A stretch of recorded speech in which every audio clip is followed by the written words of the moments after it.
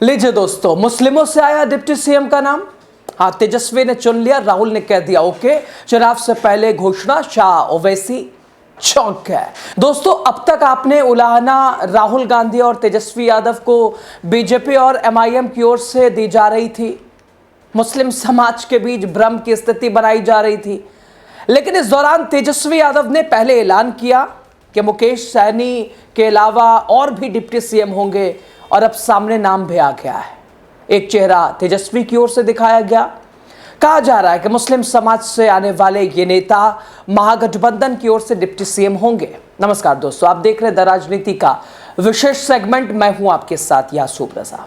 दोस्तों, बिहार की राजनीति में एक बार फिर तब हलचल मच गई जब महागठबंधन के मुख्यमंत्री पद के चेहरे तेजस्वी यादव ने कहा कि जल्द ही और भी जो उप मुख्यमंत्री के चेहरे हैं उनकी घोषणा हो जाएगी। तेजस्वी ने कहा आपको कुछ दिन में पता चल जाएगा कि वो उप मुख्यमंत्री कौन होगा, कहां से होगा।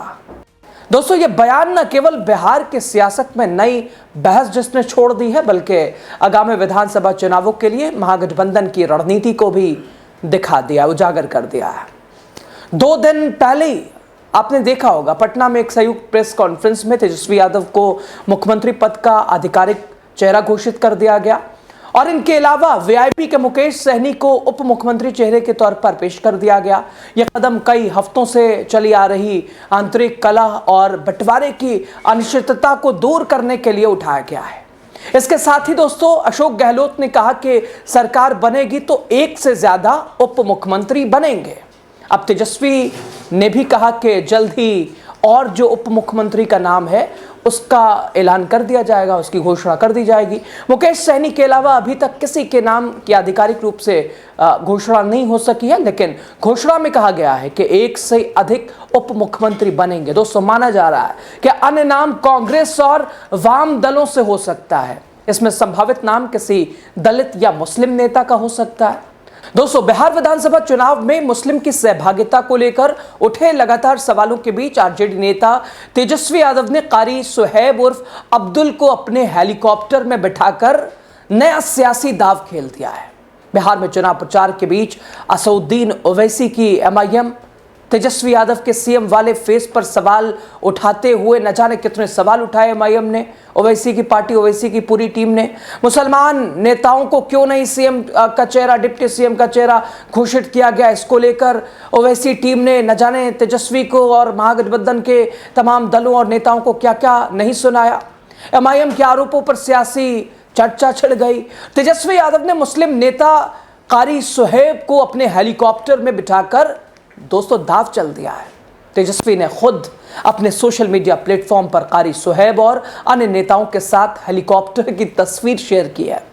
दोस्तों, एमआईएम के आरोपों के बीच तेजस्वी यादव ने कारी सुहैब को अपने हेलीकॉप्टर में बिठाकर मुस्लिम वोटरों के बीच नाराजगी को कम करने के साथ साथ समुदाय के वोटरों को साधने का भी काम किया है। कारी सुहैब जैसे ही तेजस्वी यादव के साथ हेलीकॉप्टर में वो सवार हुए, उस समय उसमें मुकेश सहनी भी बैठे हुए थे जो महागठबंधन के साथी है। और अब लोगों के ज़हन में, लोगों के दिमाग में एक सवाल ये सवाल उठने लगा है कि आखिर ये कारी सुहैब कौन है। कारी सुहैब के बारे में आपको बता दें कि ये बिहार विधान परिषद के सदस्य हैं। इसके अलावा आरजेडी के युवा नेता भी हैं, साथ ही साथ बिहार युवा राजद के ये पूर्व प्रदेश अध्यक्ष भी रह चुके हैं। आरजेडी के युवा विंग के प्रदेश अध्यक्ष रहते हुए तेजस्वी के करीबी बने और उनकी एक तरह से गिनती विश्वास पात्र लोगों में होती है और विश्वास पात्र लोगों में इनकी गिनती होती रही है। दोस्तों, महागठबंधन की ओर से अगर बात करें, आरजेडी में जाने पहचाने मुस्लिम चेहरे भी हैं। ऐसा कहा जाता है कि बहुत ही कम समय में कारी सुहैब ने बिहार की सियासत में अपनी पहचान बनाई, तेजस्वी का आरजेडी का दिल जीता। कारी सुहैब जुलाई 2022 में बिहार विधान परिषद के सदस्य निर्वाचित हुए। उनका कार्यकाल 21 जुलाई 2028 तक है। कारी सुहैब आरजेडी के युवा नेता हैं, जमीन पर काफी एक्टिव रहते हैं, खासकर उनके साथ युवाओं में उनकी अच्छी पकड़ है, लोकप्रियता उनकी बहुत ज्यादा है और यही वजह है समय समय पर सियासतदानों को इसका एहसास भी वो कराते रहे हैं। तेजस्वी यादव ने कारी सुहैब को न केवल अपने हेलीकॉप्टर में बिठाया दोस्तों, बल्कि रैलियों में अपने साथ भी रखा, घुमाया, एक तरह से ये भी कह सकते हैं कि जिस तरह से विरोधी दलों की ओर से मुस्लिम वोटरों को लेकर सवाल खड़े किए जा रहे हैं, तेजस्वी यादव ने कारी सुहेब को अपने हेलीकॉप्टर में बिठाकर जवाब भी दे दिया है। जो मुस्लिम वोटरों को एक तरह से गुमराह करने, उन्हें भटकाने, उन्हें कुछ और समझाने की कोशिश कर रहे हैं, उन्हें तेजस्वी ने मैसेजिंग के तौर पर संदेश दे दिया है। दोस्तों, ये मैसेजिंग इस तरह से भी आप समझ सकते हैं कि एक समय था जब तेजस्वी यादव अपने हेलीकॉप्टर में, अपनी यात्राओं में, अपने रैलियों में मुकेश सहनी को लेकर घुमा करते थे, और ठीक आज वैसे ही यहां आप कह लीजिए कि कारी सुहेब को तेजस्वी लेके घूम रहे हैं। तो ये संदेश साफ है कि वोटरों को साधना भी है, और कारी सुहेब इस रेस में काफी आगे भी हैं। उन्होंने अपने आप को साबित भी किया है।